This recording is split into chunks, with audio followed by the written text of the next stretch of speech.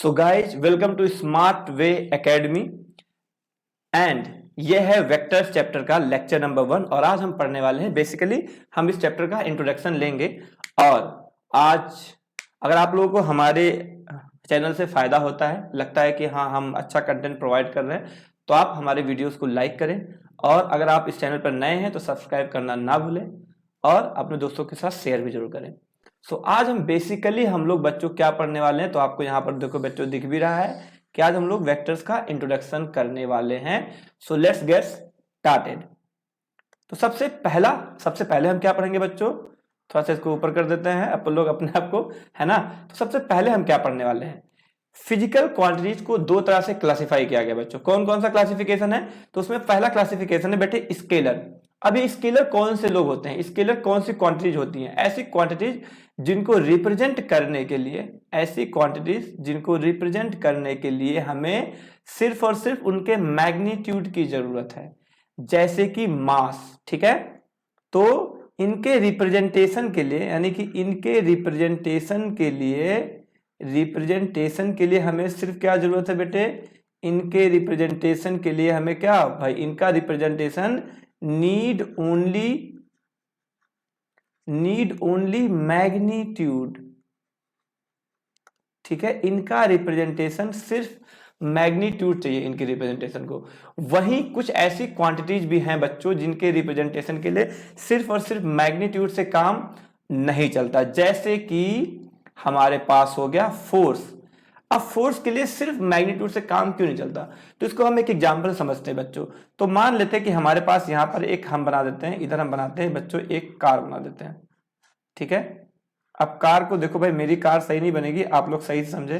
तो मान लो कि ये एक कार है बच्चों, यहाँ पे इसके चक्के हैं और इस कार की जो बैटरी है ना बेटे, इस कार की बैटरी हो गई बेटे खराब। अब क्या करना है, जब बैटरी डाउन खराब हो गई या फिर डाउन हो गई, तो मान लो कि हमें इस कार को स्टार्ट करना है। स्टार्ट कैसे करोगे, इस कार में धक्का लगा दोगे, सिंपल है। पर क्या धक्का किधर भी लगा सकते हो। अब अगर आप अब इस कार में ऐसे फोर्स लगा दो, बताओ क्या कार स्टार्ट होगा, नहीं। आपको स्टार्ट करना ऐसे करोगे तो भी नहीं, क्योंकि हम हमेशा धक्का कहां से लगाते बेटे, पीछे से। तो यानी कि ये दोनों ही मेथड्स बेटे, ये वाला मेथड ऐसा फोर्स लगाना भी गलत होगा, ऐसा फोर्स लगाना भी गलत होगा। अब हमें फोर्स ऐसा ही लगाना पड़ेगा, मतलब ये वाला फोर्स ही सही रहेगा। तो फोर्स कहीं भी नहीं लगा सकते, क्योंकि कहीं भी फोर्स लगाने से हमारा काम सही से नहीं हो सकता। इसका मतलब पीछे से आगे की तरफ धक्का लगाओगे तो ही कार स्टार्ट होगी। यानी कि इस फोर्स को रिप्रेजेंट करने के लिए सिर्फ फोर्स की क्वांटिटी ही नहीं कि भाई हमने 10 न्यूटन लगाया, ज्यादा कम, सिर्फ ज्यादा कम ही इंपॉर्टेंट नहीं है बच्चों। अब यहां पर हमारे लिए इस फोर्स की डायरेक्शन भी इंपॉर्टेंट है। तो यानी कि ऐसी क्वांटिटी के रिप्रेजेंटेशन के लिए बच्चों हमें क्या क्या चाहिए, ऐसी क्वांटिटी के रिप्रेजेंटेशन के लिए बच्चों हमें मैग्नीट्यूड तो चाहिए, हमें मैग्नीट्यूड तो चाहिए प्लस डायरेक्शन भी चाहिए। तो अगर मैग्नीट्यूड और डायरेक्शन दोनों चाहिए हो तो हम ऐसी क्वांटिटीज को वेक्टर क्वांटिटी कहते हैं। यानी कि अगर रिप्रेजेंटेशन के लिए सिर्फ मैग्नीट्यूड ही पर्याप्त ना हो तो हम उसको वेक्टर कहते हैं। अच्छा, तो कौन सी क्वांटिटी ऐसी है जहां पर मैग्नीट्यूड की जरूरत, जहां पर डायरेक्शन की जरूरत नहीं है, जैसे कि मास, आप किधर से भी मेजर करो कोई दिक्कत नहीं। तो भैया अगर हम स्केलर की एग्जांपल की बात करें तो mass is an example of scalar quantity. अच्छा, टाइम कैसे भी ईस्ट वेस्ट कहीं भी देखोगे उतना ही रहेगा। लेकिन अगर हम वेक्टर्स के एग्जांपल की बात करें बच्चों, तो वेक्टर्स कौन सी क्वांटिटी है जिनको मैग्नीट्यूड डायरेक्शन दोनों चाहिए। इसका एग्जांपल सबसे बढ़िया क्या है बेटे, फोर्स है, और क्या बेटे, वेलोसिटी है।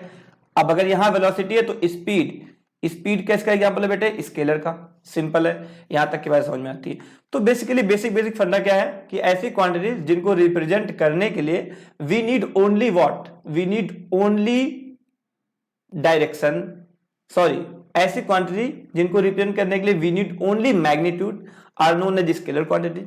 और ऐसी क्वांटिटीज जिनको रिप्रेजेंट करने के लिए we need magnitude and direction, उनको हम लोग बोल देते हैं बच्चों वेक्टर क्वांटिटी। समझ आ रहा है कि नहीं आ रहा, आई होप आप लोग को समझ में आता होगा। सो लेट्स, अब इतनी बात तो समझ में आ गई हमें, अब हम कुछ और सीखते हैं। अब यहां पर एक अजीब सी बात, आप लोग 10th पढ़ के आए हो, 11th के बच्चे हो, तो 10th में आपने पढ़ा होगा बच्चों करंट के बारे में। अच्छा, तो एक काम करते हैं हम लोग बच्चों, एक सर्किट बना देते हैं। चलो हमने बच्चों एक सर्किट बना दी। ऐसी सर्किट आप अगर 10th पढ़ के आए हो तो आपने ऐसी सर्किट पक्का देखी होगी कि ऐसे एक सर्किट है, ये होती है बैटरी V वोल्ट की, यहाँ पर रेजिस्टेंस बोलते हैं R का, और यहाँ पर करंट जाती है और बोलते हैं, अब कहते हैं कि करंट भैया इधर देखो ऐसे जा रही है, लेफ्ट से राइट जा रही है ना। तो आप बोलोगे भैया करंट के पास क्या है, तो आप बोलोगे भैया करंट है, आप बोलोगे भैया कि करंट के पास क्या है, डायरेक्शन है। हाँ भाई ठीक है, करंट के पास डायरेक्शन है। करंट के पास बेटे मैग्नीट्यूड भी है। कैसे, आप बोलते हो ना कि 1 एम्पियर 2 एम्पियर, तो ये जो 1 एम्पियर 2 एम्पियर बोलते हैं यही क्या है बेटे, मैग्नीट्यूड है। तो इतना तो अपने को क्लियर हो गया कि करंट के पास मैग्नीट्यूड भी है और डायरेक्शन भी है। बट इवन दो इनके पास दोनों है, इनके पास दोनों है, इसके बावजूद ये एक वेक्टर नहीं है, इसके बावजूद ये एक वेक्टर नहीं है। But current is not a vector quantity, इसके बावजूद करंट एक वेक्टर क्वांटिटी नहीं है, बल्कि ये एक स्केलर है। It is a scalar. आपको यही समझना है कि करंट क्या है, स्केलर है। क्यों, ऐसा क्यों है, बिकॉज भैया ठीक है इसमें डायरेक्शन है, लेकिन ये वेक्टर के लॉज, यानी कि हम आगे चल के वेक्टर्स के कुछ लॉज पढ़ने वाले हैं कि वेक्टर को ऐड कैसे करते हैं। तो जब हम इनको ऐड कर रहे थे करंट को, तो करंट वाले जो थे ना, जो ये अपना करंट था, ये वेक्टर एडिशन को फॉलो ही नहीं कर रहा था। मतलब current was not following the laws of vector addition. तो ये क्योंकि ये वेक्टर्स को फॉलो, ये वेक्टर के लॉज को नहीं फॉलो करते, because they do not follow laws of vector addition, क्योंकि ये वेक्टर एडिशन के लॉज को फॉलो नहीं करते हैं। यानी कि इनको ऐड करते हैं हम बिल्कुल बेटे स्केलर्स की तरह। वेक्टर को ऐड करने के अलग मेथड्स हैं, उनको हम आगे डिस्कस करेंगे। अभी हमारा वो सब्जेक्ट नहीं, अभी हम वो नहीं पढ़ने वाले हैं, क्योंकि उसको हम आगे के लेक्चर्स में कवर करेंगे। बट इतना समझ लो कि करंट के पास डायरेक्शन तो था, बट ये वेक्टर्स के लॉज को फॉलो नहीं किया, इसलिए हम इनको स्केलर कहेंगे। हाँ, हालांकि आप जब बड़ी क्लासेस में जाओगे तो बड़ी क्लासेस में ऐसी क्वांटिटी जिनके पास डायरेक्शन हो, मैग्नीट्यूड भी है, लेकिन ये वेक्टर के लॉज को फॉलो नहीं करते, तो बड़ी क्लासेस में ऐसी क्वांटिटीज को आप टेंसर क्वांटिटी भी हम बोल देते हैं। क्या बोलते थे बेटे, टेंसर क्वांटिटी। लेकिन अभी आपको इनको स्केलर करके ही याद रखना है। जब बड़ी क्लास में जाओगे, यानी कभी बीएससी एमएससी या कोई बीटेक करता है, ऐसा कुछ करोगे, तो ऐसी क्वांटिटी जिनके पास डायरेक्शन है but still they are scalars, उनको हम लोग टेंसर कहेंगे आने वाली क्लासेस में। अभी के लिए आप जो ऊपर लिखा है, यानी टेंसर के ऊपर जो भी चीजें मैंने लिखी हैं वही आपको याद रखना है। ओके बच्चों, तो हम अब कुछ और देखते हैं। अब क्या है बेटे कि वेक्टर्स को रिप्रेजेंट कैसे करेंगे। तो सबसे पहली बात कि पहले तो हम लेटर वाइज देखते हैं कि अगर कहीं पर मान लो ए लिखा हुआ है, अब मान लेते कि कहीं पर कोई क्वांटिटी लिखा हुआ बेटे ए लिखा हुआ है, लेकिन ए हमें पता है कि एक वेक्टर है, तो इसको ए की जगह पर हम ए के ऊपर ऐसे एक एरो लिखेंगे। या फिर अगर इसी ए को हम बेटे बोल्ड में लिख दे, बोल्ड में। अब बोल्ड के लिए देखो मैं क्या करता हूं, इसका साइज बड़ा। अब बोल्ड वाली चीज आपको सिर्फ जब बुक्स में आता है। देखो अब ये ए है और ये किस में बेटे, बोल्ड में है। तो अगर ऐसा कुछ लिखा हुआ है तो इनको हम लोग बोलते हैं बेटे क्या, अब इनको हम लोग बोल देंगे बेटे वेक्टर ए। ध्यान देना बच्चों, क्या है वेक्टर ए, या तो ए के ऊपर ऐसे एक एरो लग जाए तो, या फिर ए बोल्ड लेटर्स में लिखा हुआ है तो इनको हम लोग क्या बोलते हैं। अभी देखो अब ये क्या है, ए है भाई, देखो ए इन बोल्ड है और कुछ नहीं है, ए इन बोल्ड है, ठीक है। तो ए इन बोल्ड या फिर ए के ऊपर एक ऐसे एरो लग जाए तो इनको हम लोग पढ़ते हैं बच्चों वेक्टर ए पढ़ते हैं। सिंपल है ना, इस तरीके से हम पढ़ते हैं। यहां तक की बात क्लियर हुई। अच्छा, अब क्योंकि हमें पता है कि वेक्टर है, तो वेक्टर में दो चीजें होती है। जैसे अब अगर हम वेक्टर को यहां पर और अच्छी तरीके से देखते हैं तो अब मान लो कि हमारे पास ये एक लाइन है, अब किसी ने फोर्स लगाया है, तो अब जरा बेटे ध्यान देना, ये या फिर वही एग्जांपल लेते हैं भाई दिल्ली से लखनऊ का। तो अगर ये मान लो कि कोई इंसान है जो दिल्ली से लखनऊ जा रहा है, तो कोई इंसान दिल्ली से लखनऊ जा रहा है, तो दिल्ली से लखनऊ जाते समय, क्योंकि वो दिल्ली से लखनऊ गया है, तो दिल्ली से लखनऊ की तरफ जो लाइन होगी, यानी कि लाइन इधर को है, इस लाइन को हम लोग बोल देते, यानी कि अगर हम इसकी लेंथ को मेजर कर ले, अगर हम इसकी लेंथ को मेजर कर ले बच्चों, ये वाली चीज अगर हम मेजर कर लें, तो इसकी लेंथ को हम लोग बोल देते बेटे मैग्नीट्यूड। लेकिन ये लाइन कहां है बेटे, अब ये लाइन है बेटे दिल्ली से लखनऊ की तरफ, तो this line is from Delhi. अब देखो मेरी स्पेलिंग थोड़ी सी, मेरी हैंडराइटिंग खराब है बच्चों, तो उसे एडजस्ट करना। अब ये लाइन देखो बेटे क्या है, फ्रॉम दिल्ली टू लखनऊ है। अब ये दिल्ली टू लखनऊ, यानी कि ये लाइन कहां से बेटे, दिल्ली से लखनऊ। इस लाइन की लेंथ क्या बताता बेटे, इस लाइन की लेंथ तो बता देगा क्या बेटे, मैग्नीट्यूड। लेकिन ये लाइन कहां से कहां है बेटे, दिल्ली से लखनऊ, तो ये क्या है बेटे, ये है इस वेक्टर की डायरेक्शन। अच्छी बात है। तो यानी कि वेक्टर कहां से कहां जा रहा है, जहां से जहां जा रहा है उसको हम लोग बोलते हैं डायरेक्शन। और अगर उस लाइन की लेंथ को मेजर कर ले तो उसको हम लोग बोल देते हैं बेटे क्या, मैग्नीट्यूड। अब कुछ और बात, ये कहां तक गया बेटे, लखनऊ तक गया, तो लखनऊ तक गया, तो इस वाले पॉइंट को हम लोग बोलते हैं बेटे वेक्टर का हेड। और कहां से गया बेटे, दिल्ली से, तो इसको हम बोलते हैं बेटे टेल। तो जहां से वेक्टर स्टार्ट हो रहा है उस पॉइंट को हम लोग बोलते हैं टेल, और जहां पर वेक्टर खत्म हो रहा है उसको हम बोलते हैं बेटे वेक्टर का हेड। चलो ठीक है। अब हम थोड़ा सा वेक्टर के मैग्नीट्यूड को रिप्रेजेंट करने की कोशिश करते हैं। वेक्टर का मैग्नीट्यूड कैसे रिप्रेजेंट होगा, तो ये बड़ा ही सिंपल है। अगर मान लो कहीं सिंपली ए लिखा हुआ है, तो ए क्या है बेटे, ए इस वेक्टर का मैग्नीट्यूड है। या फिर अगर हमें वेक्टर ए लिखा हुआ है लेकिन ऐसे दो डंडे लग गए, तो इसको बेटे हम लोग पढ़ते हैं मॉड ए। और हम इसको देखें तो इसको बेटे हम लोग जो बोल के पढ़ते हैं इसको हम लोग बेटे मॉड ए बोलते हैं। तो ये मॉड ए भी क्या है, ये भी वेक्टर का मैग्नीट्यूड है। या फिर अच्छा ऐसा हो गया, तो अगर हम इसको ऐसे भी लिख दे बेटे क्या, जैसे अभी मैंने कहा था कि इस वेक्टर ए की जहां पे हम बोल्ड में ए लिख सकते हैं, तो चलो बेटे बोल्ड में ए लिख देते हैं। तो अभी हमने यहां पे क्या कर दिया बेटे, अब बोल्ड में लिख दिया।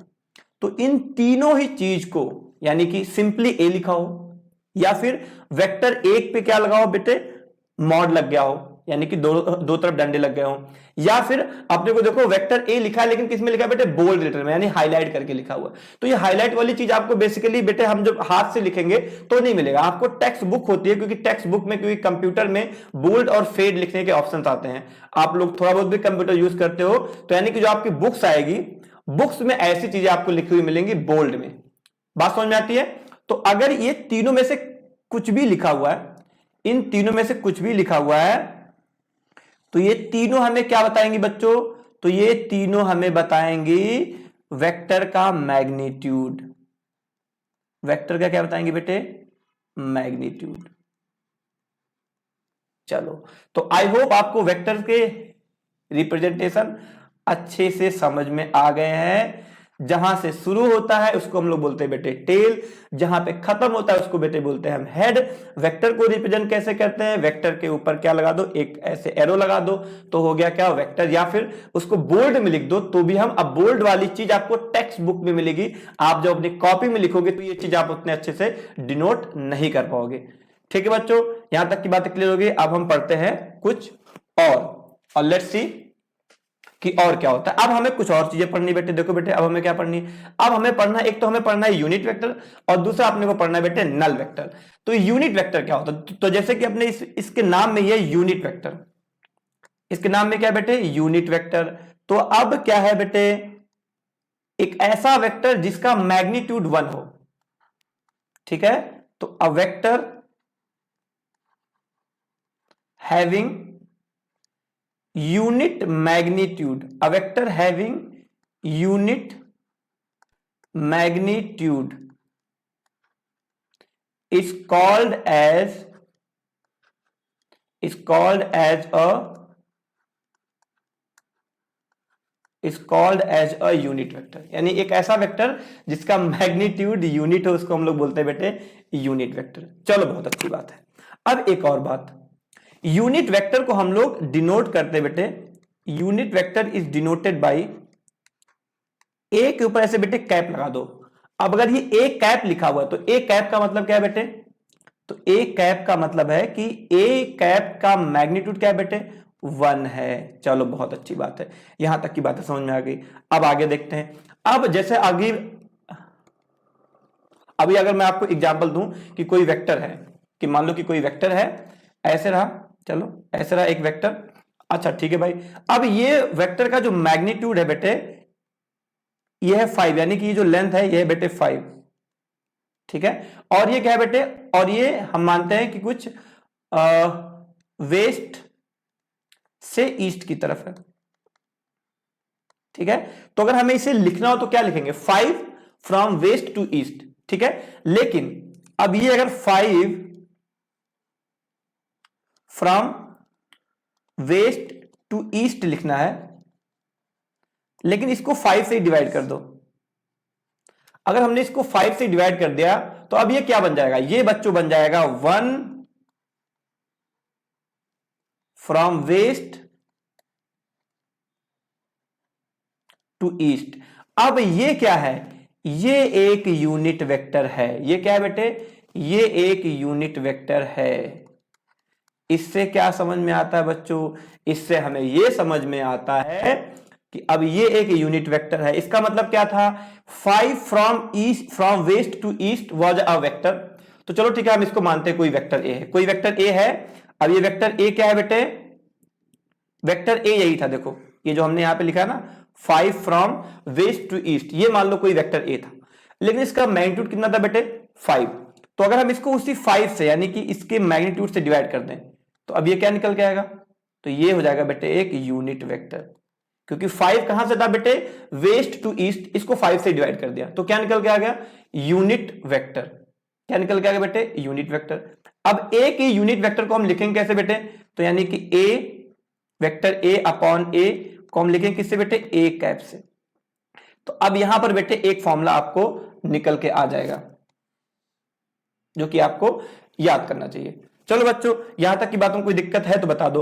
अब इसको लिखने के कुछ और तरीके हम अच्छे से देख लेते हैं, जैसे कि अब ये ए कैप को हम और कैसे कैसे लिख सकते हैं बेटे, जैसे कि ए कैप यानी कि यूनिट वेक्टर ऑफ ए, इसको हम वेक्टर ए बाई ए तो लिख ही सकते हैं, या फिर हम इसको vector A upon mod of vector A भी तो लिख सकते हैं, क्योंकि मॉड ऑफ वेक्टर ए भी क्या था, ए का मैग्नीट्यूड था। चलो भाई ऐसा भी लिख दिया। या फिर कोई बोले नहीं हम इसको बोल्ड में करके लिखेंगे, हम वेक्टर को कैसे दिखाएंगे बेटे, बोल्ड में। तो चलो हमने दिखा दिया कैसे बेटे, बोल्ड में दिखा दिया। अब बोल्ड अपॉन क्या लिखेंगे बेटे, बोल्ड अपॉन हम क्या लिखेंगे बच्चों, देखो बोल्ड अपॉन हम लिख देंगे सिंपली, ये भी लिख सकते हैं। तो ये सारे क्या है बेटे, एक यूनिट वेक्टर के रिप्रेजेंटेशन है। एक यूनिट वेक्टर क्या है बेटे, रिप्रेजेंटेशन। अब ये सारे रिप्रेजेंटेशंस आपको याद रखने हैं। अब इसी के अब लेफ्ट साइड में तो हमने लिखा था हेडिंग, क्या लिखा था बेटे, यूनिट वेक्टर, लेकिन इसी के राइट साइड में हमने हेडिंग लिखी थी नल वेक्टर। अब ये बेटे नल वेक्टर क्या होता है, तो अब जैसे कि हमें हमारे हेडिंग में क्या लिखा बेटे, नल वेक्टर, तो ऐसा वेक्टर जिसका मैग्नीट्यूड 0 हो, है ना। तो vector having 0 magnitude, vector having 0 magnitude is called as null vector. ऐसा वेक्टर जिसका मैग्नीट्यूड 0 उसको बोलते हैं नल वेक्टर। अब ये नल वेक्टर है मतलब 0 मैग्नीट्यूड है, मतलब अगर किसी कहीं आपने फोर्स ही नहीं लगाया तो क्या ही कहोगे। अब मतलब नल वेक्टर, वेक्टर का मतलब कोई ऐसा चीज जिसकी डायरेक्शन है लेकिन उसका मैग्नीट्यूड 0 है, मतलब वो वेक्टर एक्चुअल में ऐसा कुछ एग्जिस्ट ही नहीं करता। तो ये एक हाइपोथेटिकल कंसेप्ट है कि नल वेक्टर मतलब मैग्नीट्यूड 0, सच में ऐसा कोई कंसेप्ट होता ही नहीं है। तो इसलिए इस नल वेक्टर के बारे में एक और बात कही गई कि नल वेक्टर क्योंकि ये होता ही नहीं है, अगर ये हाइपोथेटिकल है तो इसके पास कोई भी डायरेक्शन, दुनिया की कोई भी डायरेक्शन आप एज्यूम कर सकते हो। तो null vector may have any direction यानी कि इसके पास कोई भी डायरेक्शन दुनिया की हो सकती है। चलो यहां तक सीख लिया। अब हम आगे बढ़ते हैं। चलो अब देखते हैं आगे और क्या पढ़ना है अपने को। अब हमें पढ़ना बेटे localized vector and delocalized vector. तो जैसे हमारे वर्ड में क्या है लोकलाइज्ड, लोकलाइज्ड का मतलब क्या होता है? जैसे मान लो कि अगर हम यहां पर कुछ बेटे ऐसे बनाते हैं, देखो बेटे चलो इससे पहले हम कुछ देखते हैं बेटे। तो मान लो कि हम यहां पर बेटे एक्स वाई एक्सिस बना देते हैं,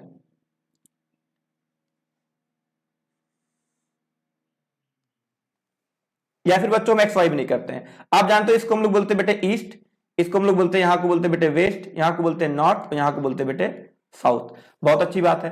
अब अगर मैं ऐसे करके 2-3 वेक्टर बनाता हूं, देखो बेटे ध्यान देना। हाँ भाई, अब ध्यान देना कि अब मैं क्या करने वाला हूं। तो मान लो कि हमने एक ऐसा वेक्टर बना दिया, एक ये हो गया, एक ये हो गया। अब जैसा आपको दिख रहा है कि इन सभी जो वेक्टर्स हैं, इन तीनों वेक्टर्स, ये तीनों ही वेक्टर्स क्या है? All three. तो ऑल थ्री कहां पे बेटे? अगर हम यहां पे लिखूं मैं, तो ऑल थ्री आर हैविंग, क्योंकि सबकी लेंथ अपने को सेम दिख रही है, are having same magnitude, are having same magnitude और एंड सेम डायरेक्शन, डायरेक्शन भी सेम है, सेम, क्योंकि सारे कहां है बेटे? सारे आपको वेस्ट से ईस्ट दिखेंगे। अच्छा, लेकिन क्या फर्क है? अगर इसका इनिशियल पॉइंट ए है, इसका बी है, इसका सी है, इसका डी है, इसका ई है, इसका एफ है, तो क्या दिक्कत क्या है इसमें? सबकी डायरेक्शन भी सेम है, ठीक है, सबका मैग्नीट्यूड भी सेम है।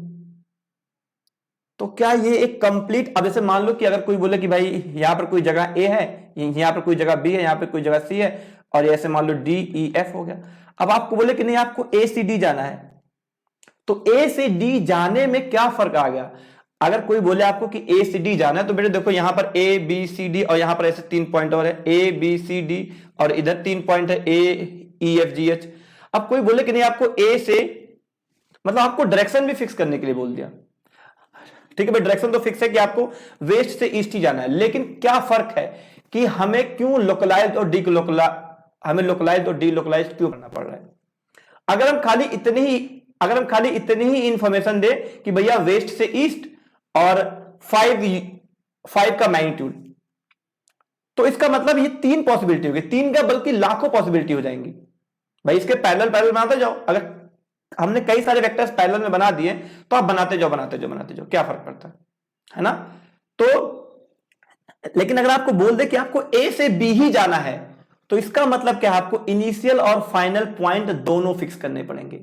अगर हमने इन दोनों को भी फिक्स कर दिया, यानी कि लोकलाइज्ड वेक्टर में एक और टर्म बन जाएगा। कि ये क्या बताए बेटे? अब लोकलाइज्ड वेक्टर में क्या फर्क है कि ये हमें मैग्नीट्यूड बता दे, और क्या बता दे बेटे? डायरेक्शन बता दे, और एक और चीज बता दे बेटे, इनिशियल एंड फाइनल पॉइंट भी बता दे, इनिशियल एंड फाइनल पॉइंट भी बता दे। जो वेक्टर इन तीनों की इंफॉर्मेशन देगा, जो वेक्टर इन तीनों की इंफॉर्मेशन देगा, वो कहलाएगा बेटे लोकलाइज्ड वेक्टर। वो कहलाएगा क्या बेटे? Vector that gives all three information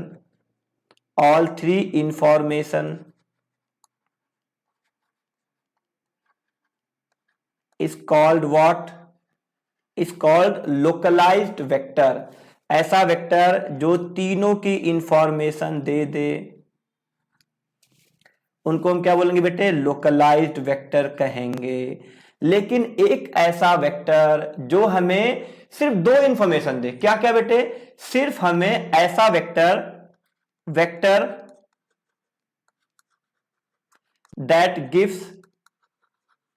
that gives only 2 information,